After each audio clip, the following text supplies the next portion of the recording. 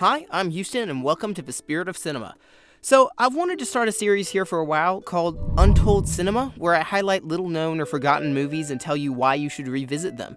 So, today I wanted to talk about one of my favorite movies of all time, actually, The Water Horse. So, first, a little background. This movie came out on Christmas Day of 2007, and it was distributed by Walden Media, who did The Chronicles of Narnia, and directed by Jay Russell, who oddly has made like 5 other movies about animals.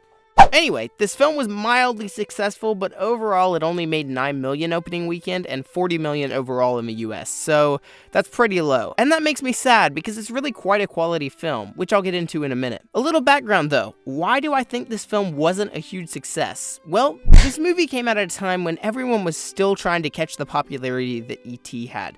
There were lots of movies about monsters on the market. Mac and Me, Mishi, the Water Giant, Magic in the Water, Nuki, this documentary about George Lucas. I may have gone too far in a few places. The Last Mimsy, Earth to Echo, and finally, The Water Horse. So I think when this movie came out, everyone wrote it off as kind of a probable cliche human-animal movie, and I'll admit, the trailer does do a pretty poor job at making it seem like something original. On this ordinary day, something extraordinary is about to happen. How do you keep a secret? It's some creature with horns! This big. Basically, if you didn't know, it's a film set during World War II about a boy who meets and raises a water horse, aka the Loch Ness Monster, and things get better from there.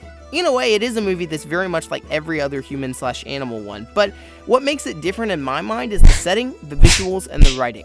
First, the setting. The film in general gave me, as a person, a deep love for Scotland and the UK in general and their cultures. The scenery around Loch Ness and the village is beautiful, and the accents on the non-Scottish actors are on point.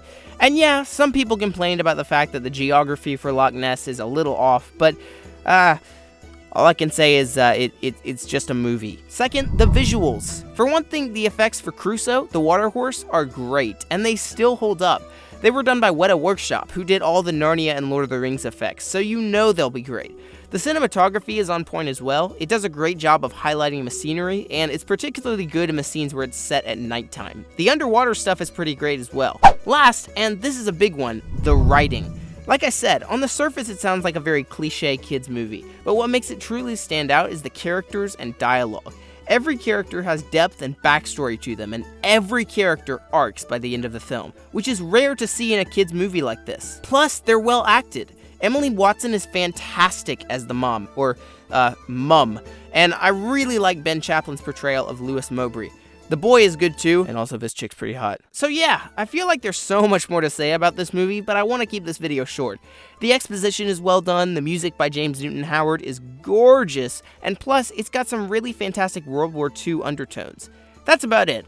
As I said, you should definitely try and revisit this film. It's on Netflix Instant, so it's very accessible. Thanks for watching, guys, and remember to stay in the spirit of cinema.